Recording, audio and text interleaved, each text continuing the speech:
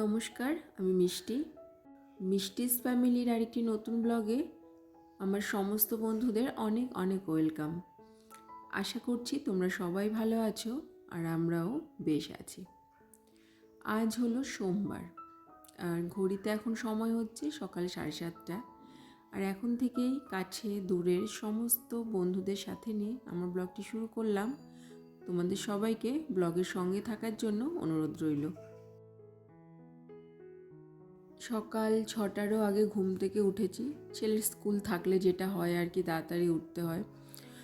আজকে ওর বাবা যেহেতু বাড়িতে আছে তাই ওর বাবার সঙ্গে ও স্কুলে গেছে।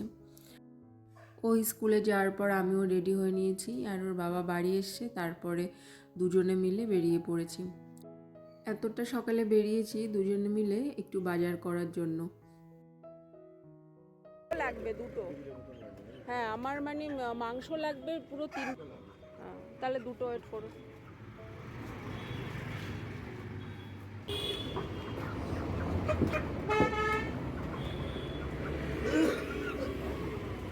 দেখাবো।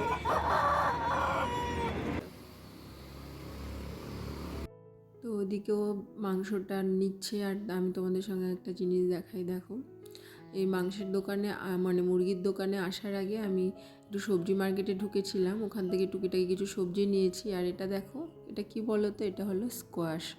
অনেকটা পেয়ারার মতো দেখতে লাগছে, তাই না?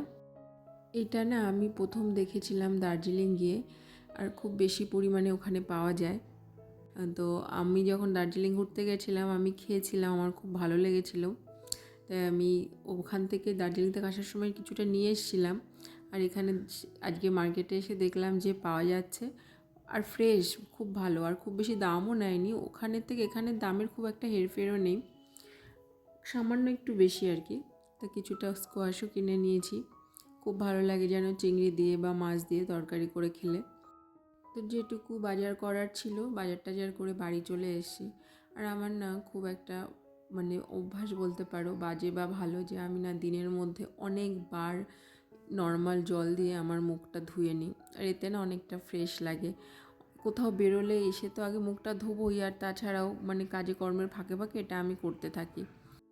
তো যাই হোক, এখন আসি কাজকর্মের দিকে।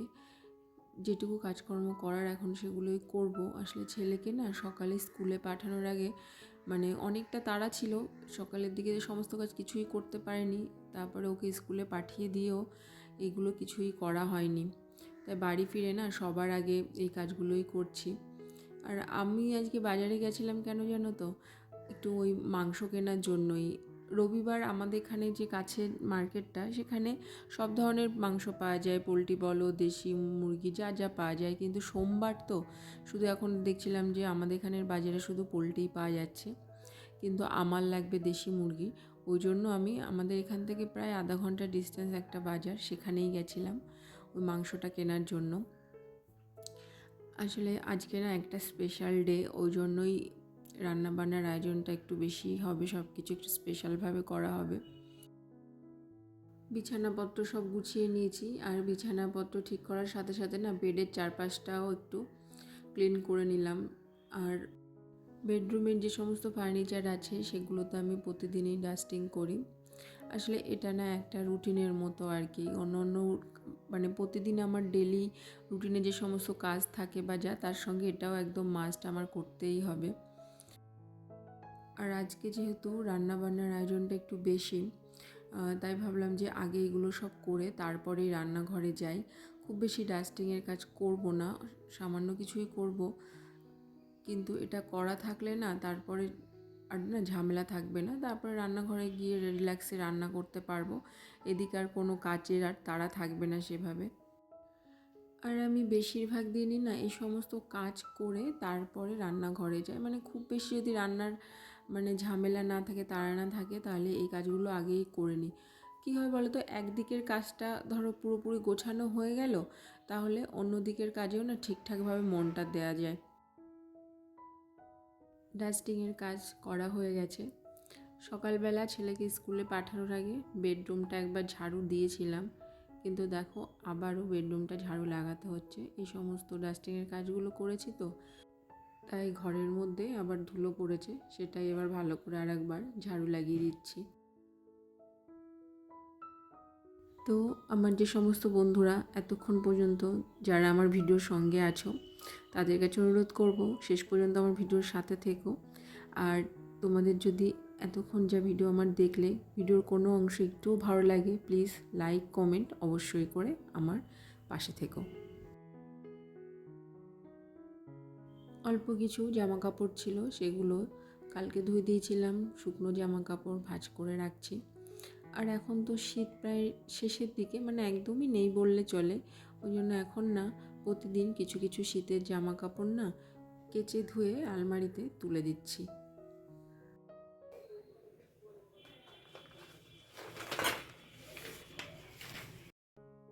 তোমাদের বলছিলাম না আজকে একটা স্পেশাল ডে, তো আজ হলো আমার হাজব্যান্ডের বার্থডে। তার জন্য দেখো কতটা পায়েস করা হয়েছে। এই পায়েসটা আমি করিনি, আমার শাশুড়ি মা করেছেন। উনি স্কুলে যাওয়ার আগেই পায়েসটা করে রেখে গেছেন, আর বাদবাকি যে সমস্ত রান্নার দায়িত্ব সেগুলো সব আমার। তো মা অনেকটা পায়েস করেছে, কেননা সবাইকে দিতে হবে। আমার 3টে কাকা শ্বশুর, তাদের ফ্যামিলি সবার জন্য পায়েস দিতে হবে। আর আমি এখানে রান্না বান্নার জন্য সব কিছু গুছিয়ে নিচ্ছি। তো আজকে করব ফ্রাইড রাইস, আর দেশি মুরগি তো কিনে এনেছি, তোমরা দেখলে সকালে গেছিলাম কিনতে। তা মাটির হাঁড়িতে দেশি মুরগির ঝোল করব। বিরিয়ানিটা আমার খুব পছন্দের, কিন্তু আমার হাজব্যান্ডের আবার ফ্রাইড রাইস পছন্দ, তাই ওই জন্য ফ্রাইড রাইস করব। তো দেখো এই যে গাজর, বিনস, মটরশুঁটি এগুলো সব ফ্রাইড রাইসের জন্য তো লাগবে। তো কালকে রাতে না এগুলো সব কেটে সাইজ করে প্লাস্টিকে বেঁধে ফ্রিজে রেখে দিয়েছিলাম। তো ফ্রিজ থেকে বের করে নিয়ে এসেছি, ঠান্ডাটা ছাড়লে ওগুলো সব ভেজে নেব। আর এখানে ফ্রাইড রাইসের জন্য ভাতটা বসিয়ে দিচ্ছি। তো এরকম কিছু কিছু কাজ যদি রাতের বেলা করে রাখা যায় তো সুবিধাই হয়, তাই না? তা ভাতটা করব, আর ভাতের জলের মধ্যে না নুন দিয়ে দিলাম। আর আমি না যখন এই রাইসের জন্য, ফ্রাইড রাইস বা বিরিয়ানির জন্য ভাতটা করি, তখন নুন তেল সমস্ত কিছু দিয়ে দিই। ভাতটা বেশ ঝরঝরেও হয় আর গায়ে লাগে না, জানো তো। ওদিকে ভাত হচ্ছে আর আমি টিফিন করে নেব। বাজার করে আসার পর চা বিস্কুট খেয়েছিলাম, তারপর আর কিছুই খাওয়া হয়নি। তো এখন পায়েস খাবো, আর হাজব্যান্ডকে পায়েস খেতে দিয়ে দিয়েছি, ওর খাওয়া হয়ে গেছে। এখন আমি খাচ্ছি পায়েস মুড়ি।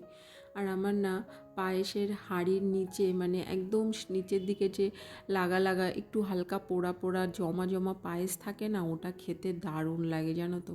ওই জন্য দেখো পায়েসটা পুরো জমে মানে দইয়ের মতো লাগছিল দেখতে। আর গুড়ের পায়েস তো দারুণ টেস্টি হয় খেতে। তো পায়েস টায়েস খাওয়ার পরে তারপরে মাংস টাংস সব পরিষ্কার করে নিয়ে এখন মাংসটা ম্যারিনেট করছি। আর এই যে মশলাগুলো দেখছো, এগুলো সব কালকে রাতে মিক্সিতে পেস্ট করে রেখে দিয়েছিলাম। আসলে অনেকটা করে রান্নার জিনিস তো, মানে ফ্রাইড রাইস অনেকটা বানাতে হবে, প্রায় 10-12 জনের মতো রান্না, মাংসটাও তাই।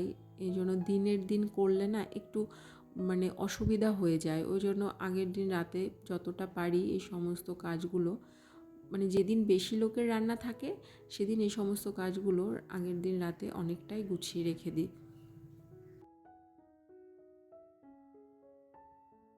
মাংসটা কিছুক্ষণ ম্যারিনেট করে রেখেছিলাম, আধা ঘন্টা মতো, আর এখন ওটা হাঁড়ির মধ্যে দিয়ে দিলাম। আর দেখেছো কতগুলো আলু, এই ছোট ছোট যে নতুন আলুগুলো না পুরো গোটা গোটা দিয়ে দিই আমি যখন এইভাবে মাংস করি। আর এক একজনের তো 2টো আলু করে লাগবেই, মানে এমনি আলু কেউ অত খেতে চায় না, কিন্তু মাংসের আলু হলে না সবাই খুব ভালো খায়। তো ওইদিকে মাংসটা বসিয়ে দিয়েছি হচ্ছে, আর এইদিকে দেখো আমার হাজব্যান্ড কেক কেটেছিল। ওটা কালকে রাত 12টার সময় কাটা হয়েছিল, কিন্তু তখন কেউ জেগেছিল না, তো শুধু আমি আর ছেলে আর ও ছিলাম। ওই জন্য এখন দিনের বেলায় পিস করে করে সবার জন্য বাটিতে দেওয়া হচ্ছে গুছিয়ে, সবার ঘরে ঘরে এটা দিতে হবে। সকালের দিকেই ভেবেছিলাম যে কাকা শ্বশুরদের ঘরে কেক পায়েস সব দিয়ে আসবো, মিষ্টি টিষ্টি যা আছে সব কিছু, কিন্তু ছেলে তো স্কুলে গেছিলো, ও বাড়ি ছিল না, তাই ওর বাবা ওকে স্কুল থেকে আনার পর তারপরে এখন সবার ঘরে ওগুলো দিচ্ছি। ছেলের আনন্দটাই না সব থেকে বেশি ছিল ওর বাবার বার্থডের জন্য, তাই ওর জন্যই আমরা ওয়েট করছিলাম যে ও বাড়ি আসবে তারপরে সবাইকে দেব। তো ওগুলো সব করা হয়ে গেছে আর এখন চলে এসেছি ফ্রাইড রাইসটা রেডি করব। ভাত তো অনেকক্ষণ আগে হয়েছিল আর সবজিগুলো সব ভাজা ছিল, কিন্তু এগুলো কিছুই না মেশানো হয়নি। এখন এগুলো ভালো করে মিশিয়ে দেব আর তারপরে সামান্য একটু দুধ মিশিয়ে এটাকে একটু লিকুইড দুধ দেবো আর কি, তারপরে এটাকে আবার একটু দমে বসাবো।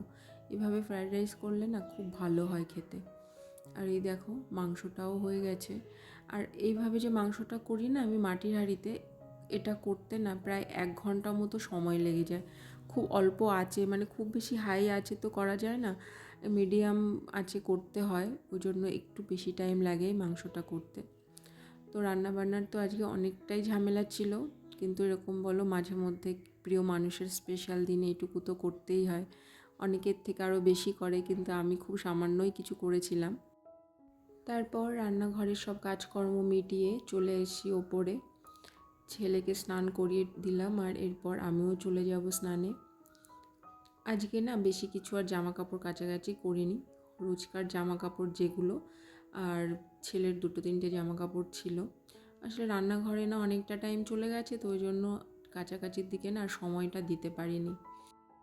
রোদের তেজটা না আজকে একটু কম, সকালের দিকে একটু কুয়াশা ছিল, পরে বেলার দিকে রোদ উঠেছে, কিন্তু এর আগের দিন যত ভালো রোদ ছিল আজকে ততটা ভালো রোদ নেই।